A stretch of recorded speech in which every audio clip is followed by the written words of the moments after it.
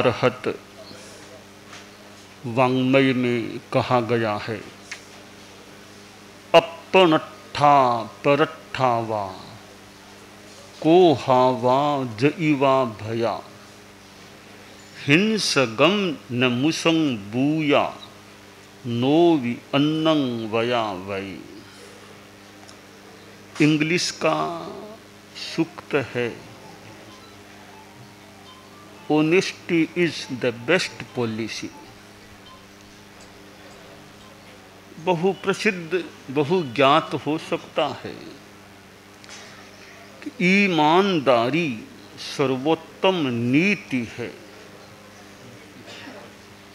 ईमानदारी को बहुत बड़ा स्थान दिया गया है कि दी बेस्ट पॉलिसी, सर्वोत्तम नीति, या नीतियों में भी मानो सबसे उत्तम नीति है। साधु के तो मानो ईमानदारी जीवनगत हो जाए रहे ऐसा तत्व है, क्योंकि साधु को जीवन भर के लिए जब छेदोपस्थापनीय चारित्र ग्रहण होता है, वर्तमान में सर्व मृषावाद विरमण महाव्रत स्वीकार होता है और सर्व अदत्ता दान विरमण महाव्रत स्वीकार्य होता है। झूठ और चोरी का जीवन भर के लिए तीन करण तीन योग से प्रत्याख्यान विधेय होता है। तो साधु की तो कितनी ऊंची ईमानदारी का व्रत होता है। आप लोग जो गृहस्थ हैं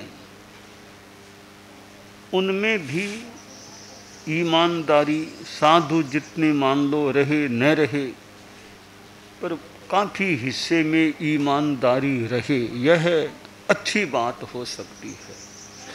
शास्त्र में कहा गया है, हिंसगम न मुसंग बूया नोवि अन्नं वया वै। हिंसक मृषा न बोले न दूसरे से बुलवाए। हम ये साधु के लिए मान लें कि जिस मृषावाद से हिंसा हो सकती हो ऐसा मृषावाद न बोली। हालांकि हिंसा न हो तो भी मृषावाद से तो बचना चाहिए, पर हिंसाकारी मृषावाद तो बहुत ज्यादा गर्हणीय परिहरणीय हो सकता है। आदमी मृषा झूठ क्यों बोलता है? सूत्र में कहा गया, अपनट्ठा परट्ठा वा। प्रयोजन क्या है झूठ बोलने का? दो प्रयोजन बताए गए, या तो खुद के लिए या दूसरे के लिए आदमी झूठ बोलता है। खुद का भला, तात्कालिक भला मान लें, खुद का भला करने के लिए या खुद को बचाने के लिए या दूसरे को बचाने के लिए आदमी झूठ बोल सकता है। अपनट्ठा, आत्मार्थम परार्थम, अपने लिए या दूसरों के लिए झूठ बोलता है। उसके यूं अनेक कारण हैं, यहाँ बताया गया। कोहा वा जईवा भया। कोह गुस्से के कारण से झूठ नहीं बोलना और भय के कारण से झूठ नहीं बोलना। आदमी कई बार आवेश में आकर भी कोई गलत बात, मृषा बात बोल दे, या डर के मारे डरा हुआ आदमी भी झूठ बोल सकता है। झूठ बोलने के कारण कई हो सकते हैं। क्यों झूठ बोलता है आदमी? झूठ बोलने का एक कारण है कि खुद को आफत में पड़ने से बचाना, खुद का बचाव करना, डिफेंस के लिए।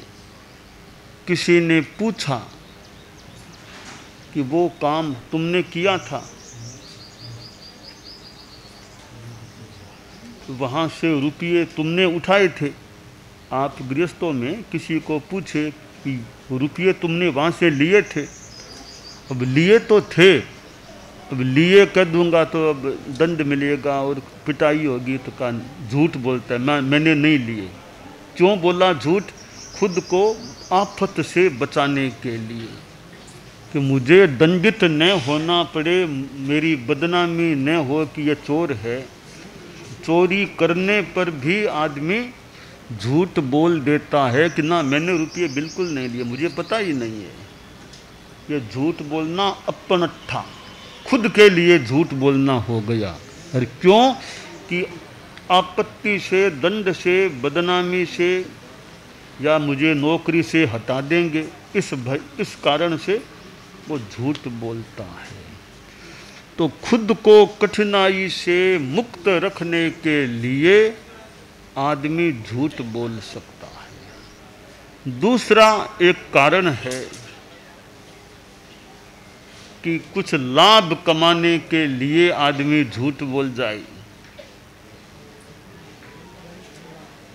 कि मुझे कुछ मिल जाए,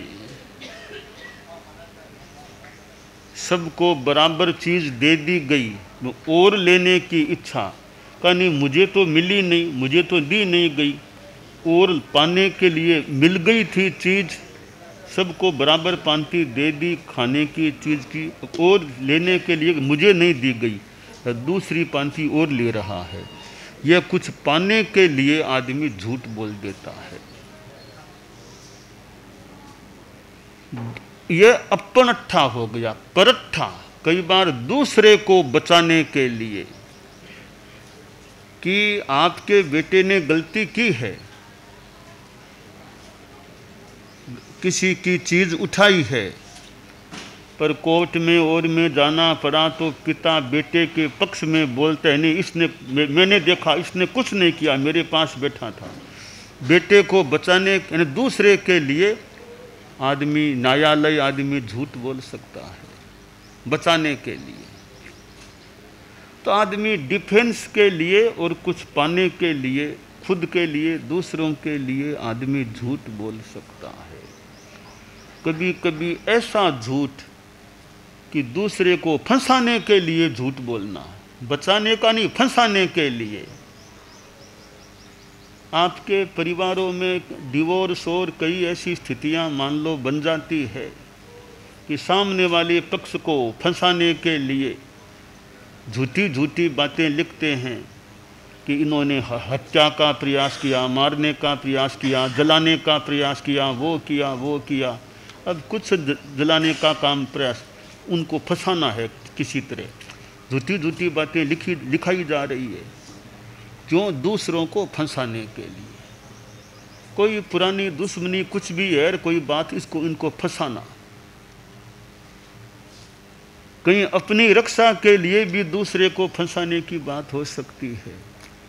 तो आदमी दूसरे को फंसाने के लिए हिंसाकारक झूठ के, इनको जेल हो जाए, वो हो जाए, ऐसी झूठ भी बोल सकता है। तो शास्त्र में व्यापक बात बताई गई है। अपनट्ठा परट्ठा वा, कोहा वा जैवा भया, हिंस गमन मुसंग भूया, नो भी अन्नंग वया वय।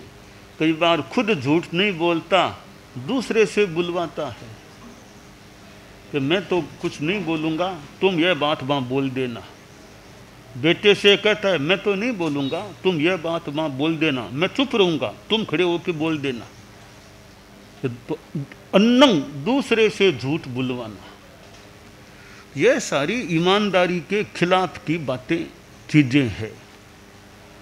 तो हम अपने जीवन में honesty is the best policy, इसको याद करें, वो भी बढ़िया है, आत्मसात करें, वो तो बहुत बहुत ज़्यादा बढ़िया हो जाती है। आज विद्यार्थी पढ़ते हैं स्कूल में, कॉलेज में, यूनिवर्सिटीज़ में, बचपन से ये थोड़े कुछ संस्कार दिए जाएं। हालांकि संस्कार देने का प्रयास होता भी हो सकता है, स्कूलों में और में honesty is the best policy. तो बच्चों में ये संस्कार आ जाए कि झूठ नहीं बोलना, थोड़ी कठिनाई आए तो आए, दंड आए तो आए, बदनामी हो तो हो जाए, पद से हटाया जाए तो भले हटा दिया जाऊं, झूठ तो नहीं बोलना। यह बच्चों में, विद्यार्थियों में नंबर कम आएंगे तो आएंगे, नकल आदि करके पास नहीं होना है।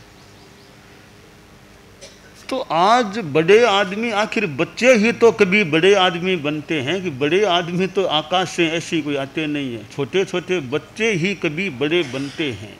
भगवान महावीर कभी तो प्रभु बच्चे ही थे, शिशु ही थे, परंतु एक दुनिया के मानो तीर्थंकर पुरुष, महापुरुष बन गए।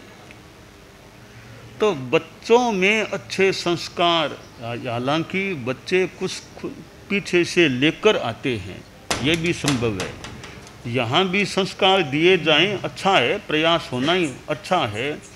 तो कई बच्चे पीछे से खजाना लेकर के आते हैं, संस्कारों का खजाना उनके भीतर में होता है, थोड़े निमित्त और मिलते हैं वह खजाना खुल जाता है और संस्कारी बालक के रूप में बच्चा सामने आ जाता है।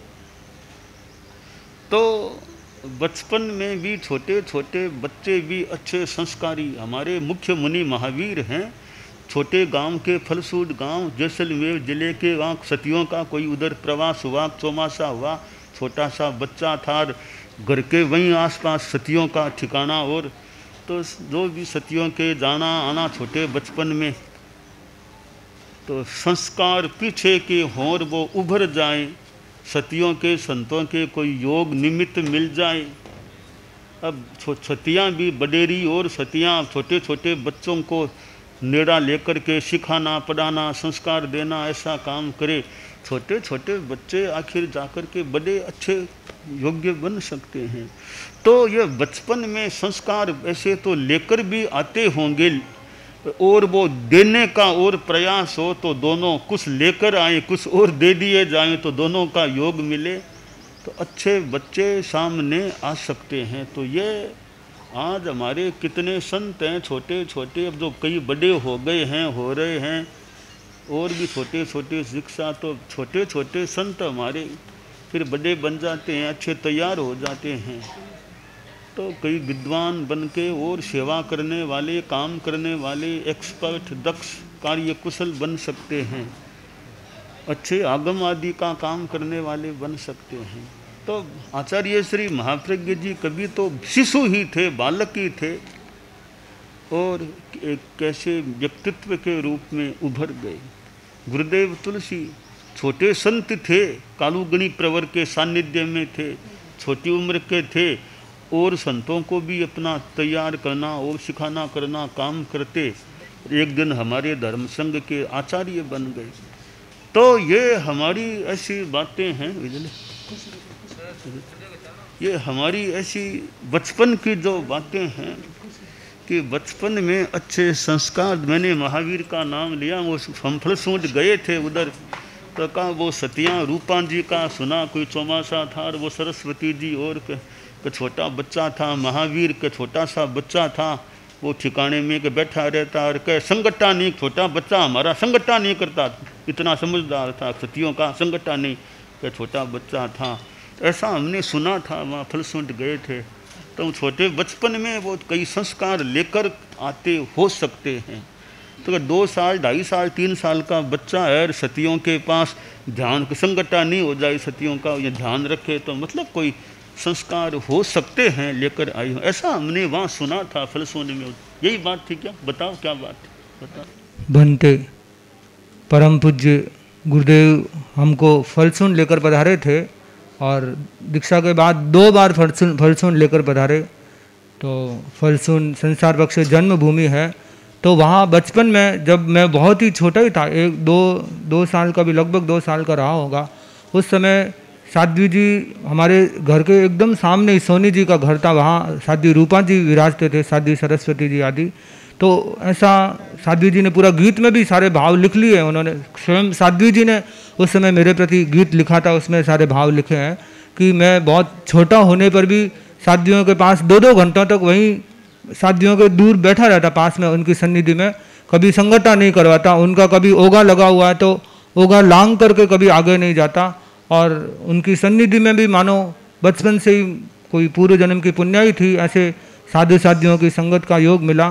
तो साध्वियों ने वो गीत भी बनाया था कि है संस्कारी सूरत है प्यारी प्यारी, हंस तो खिल तो लागे गम तो जाने न थारी मारी, महावीर है संस्कारी। ये सतियों ने बनाया होगा गीत, छोटा बच्चा। तो ये बचपन में भी कई वो पीछे से मानो खजाना लेकर आते हैं। कई जीव हैं वो लेकर आते, कई तो कई जीवों के वो संस्कार पीछे से लेकर आते हैं, और कई फिर और यहाँ मिल जाते हैं, निमित्त मिल जाते हैं। तो ये संस्कारों को मानो जागने का, पल्लवित पुष्पित पुष्ट होने का और मौका मिल सकता है, पर मूलतः ज़्यादा हो सकता है पीछे से आदमी लेकर आते। अब इतने हमारे संत हैं, हो सकता है पीछे कोई संस्कार लेकर आए हैं कोई पीछे से, या फिर वो भाव जागा यूँ साधु बन गए हैं। तो ये जो संस्कार भाई, honesty is the best policy, कि ईमानदारी सर्वोत्तम नीति है। उस not to tell a lie, not to steal, दो बातें। Not to tell a lie, झूठ नहीं बोलना, नोट टू स्टील, चोरी नहीं करना, ये not to no cheating, no cheating, no deceit, छल कपट नहीं, धोखा नहीं, झूठ नहीं और चोरी नहीं। इसका मतलब it means honesty has come in life, कि जीवन में ईमानदारी आ गई है। तो आज स्कूल में बच्चे पढ़ते हैं, ये बच्चों में अच्छे संस्कार दिए जाएं, और कईयों के पीछे से कुछ वो लेकर आए हैं। आज देश में राष्ट्रपति बनते हैं, प्रधानमंत्री बनते हैं, बड़े बड़े संत बनते हैं और बड़े महापुरुष कोई होते हैं, तो कभी तो वे बच्चे ही थे। तो बच्चे थे, कोई भीतर का संस्कार जागा, कुछ और यहाँ कुछ मिले होंगे, प्रेरणाएं मिली होंगी, और वे दुनिया के या देश के एक विशिष्ट व्यक्ति बन जाते हैं। कोई राजनेता बने न बने कोई बड़ी बात नहीं है, कोई पोस्ट पर आए न आए ठीक है, मूल बात है जीवन में वो संपत्ति संस्कारों की वो रहे। हम सिद्ध योगी आचार्य श्री महाप्रज्ञ से प्रेक्षा ध्यान का एक प्रयोग करें। आपको एक प्रयोग कराया जा रहे हैं श्वास प्रेक्षा का। 5 सेकंड में श्वास लेना है, 5 सेकंड भीतर रोकना है, और 5 सेकंड रेचन करना है, और 5 सेकंड बाहर रोकना है। इस प्रकार 20 सेकंड में एक श्वास। सावधान रहे, श्वास भरे, भीतर रोके, रेचन करे, बाहर रोके, श्वास भरे, भीतर रोके, रेचन करे, बाहर रोके,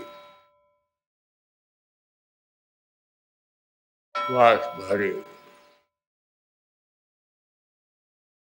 भीतर रोके, रेचन करे, बाहर रोके, श्वास भरे, भीतर रोके, रेचन करे, बाहर रोके, श्वास भरे, भीतर रोके, रेचन करे, बाहर रोके, श्वास भरे, भीतर रोके, रेचन करे, बाहर रोके, श्वास भरे। प्रयोग संपन्न। तो ये ध्यान के बहुत छोटे प्रयोग कराए हैं और इनका स्वयं बार बार अभ्यास करें तो एक अच्छा अभ्यास हो सकता है। ओम आत्मा।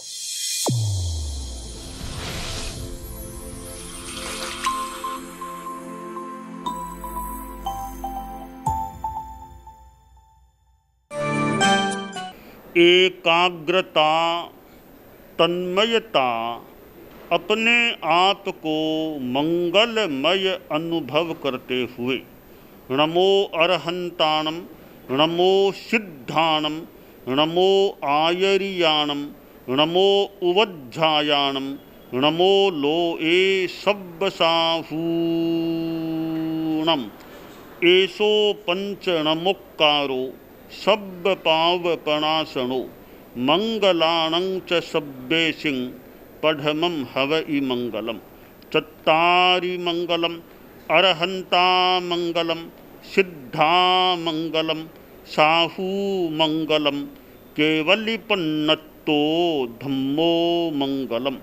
चत्तारि लोगुत्तमा, अरहंता लोगुत्तमा, सिद्धा लोगुत्तमा, साहू लोगुत्तमा, केवलिपन्नत्तो धम्मो लोगुत्तमो।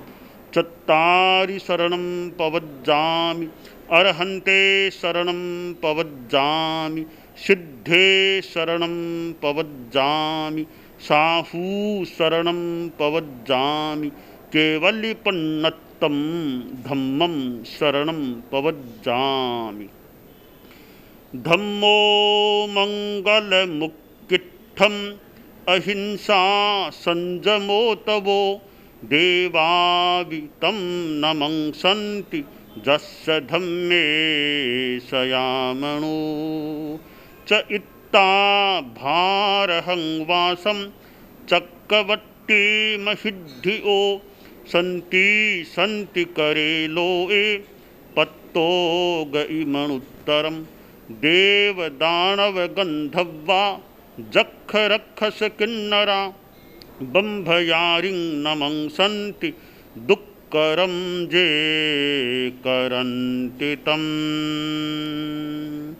मंगलम भगवान वीरो, मंगलम गौतमो गणी, मंगलम स्थूलभद्राद्यः जैन धर्मोस्तु मंगलम। मंगलम मतिमान भिक्षुः, मंगलम भारमल्लकः, मंगलम रायचंद्राद्या, मंगलम तुलसी गुरुः, महाप्रज्ञोस्तु मंगलम। तेरा पंथोस्तु मंगलम। विघ्न हरण मंगल करण, स्वामी भिक्षुनो नाम। गुण ओळख समरण किया, सर अचिंत्या काम। विघ्न हरण मंगल करण, स्वामी भिक्षुनो नाम। गुण ओळख समरण किया, सर अचिंत्या काम। विघ्न हरण मंगल करण, स्वामी भिक्षुनो नाम।